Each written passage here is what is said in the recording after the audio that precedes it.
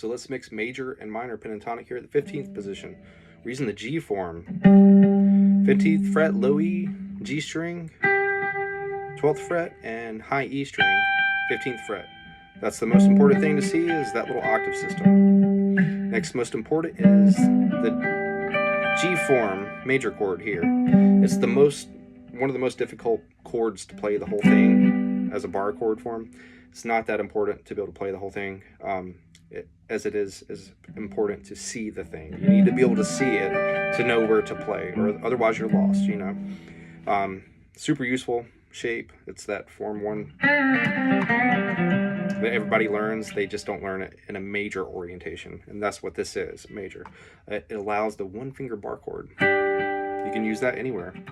C major, D major, what's that, D sharp major.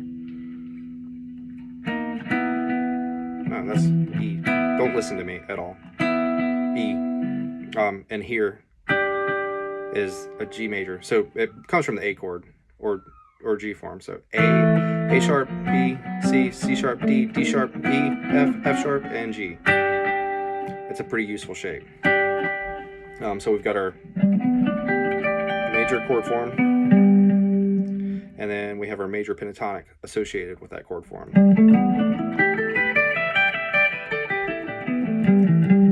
Minor pentatonic associated with that as well.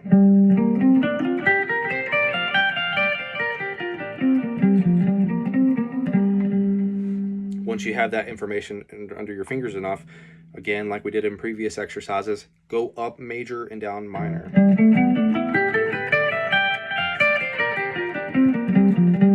Go up minor, down major.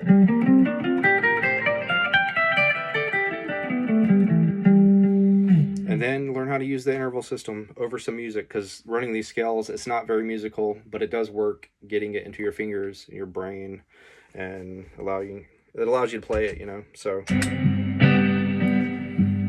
musical context, I'll have the backing track linked.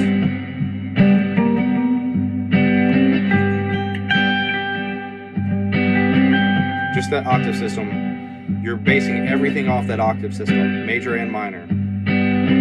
Major, minor. Now you can hear the difference there. Ones are always home, always come home to them. Any of the chord tones, you can start your phrases and end your phrases on those. It's going to sound good.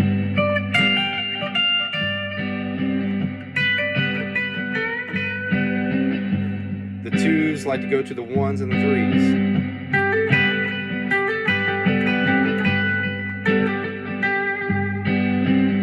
It likes to be bent, hammer on, pull off, you know. Flat 3s like to go to the 3 and back to the 1. The 4s like to be bent up to the 5. The 5s are tension builders that like to go back to the 1. The 6, where are we at here? You don't want to land on it, but it likes to be bent to the flat 7th. Hear the difference? And the flat 7th loves to be bent to the 1. And then just experiment making music with this stuff.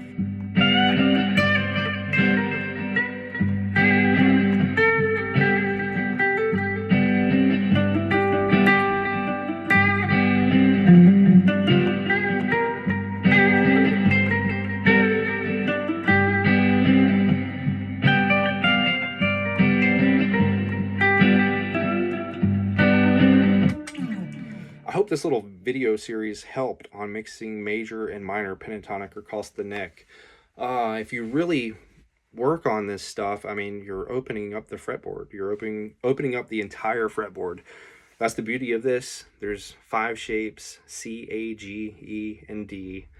If you learn what I've taught in this little video series, you've essentially learned all your major chords across the neck, all your minor chords across the neck, all your major pentatonics across your neck, all your minor pentatonics across the neck.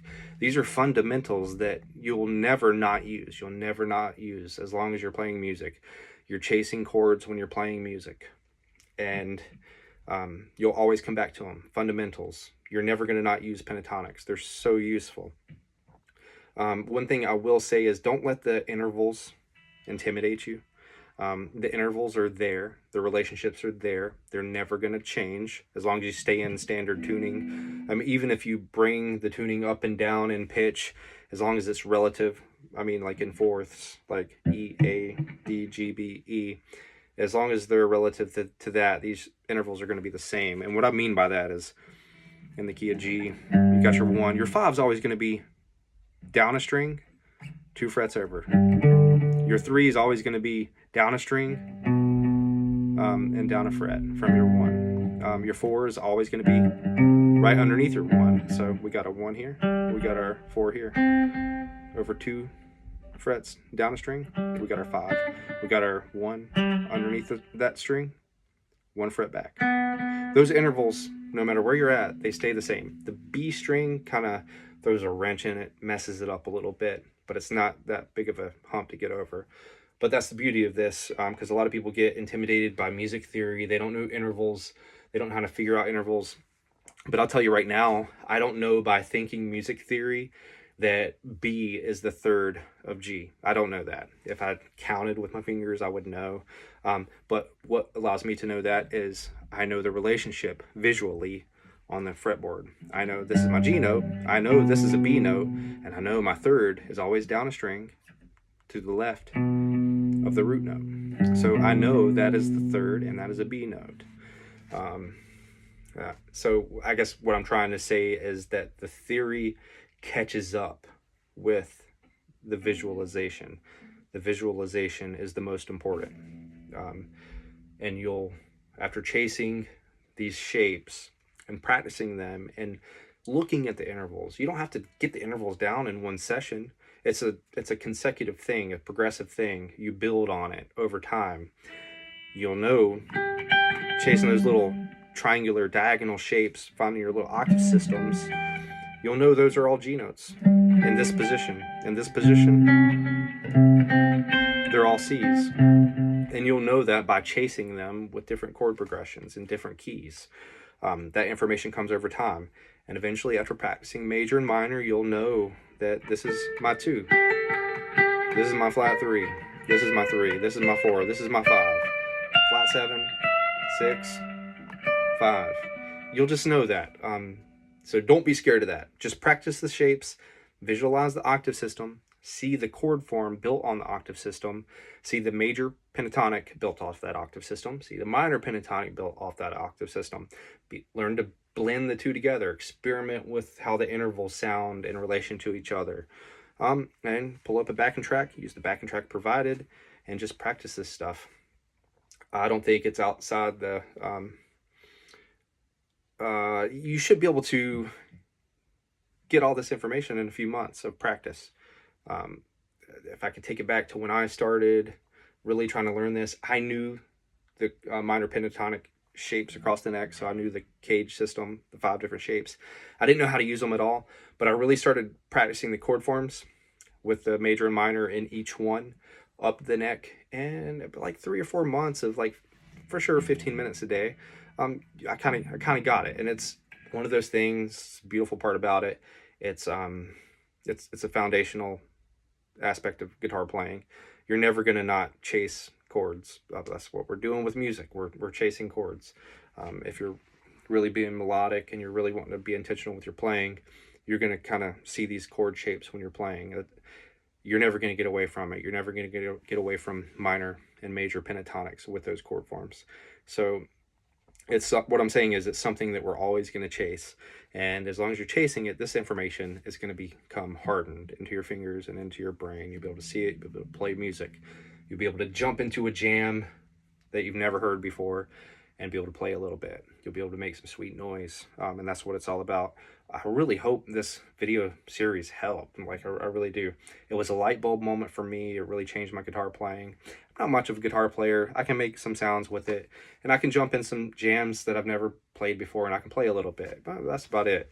But it's fun. It's a fun thing to chase, and I hope you enjoyed the series, and let me know if you have any questions. Thanks for watching.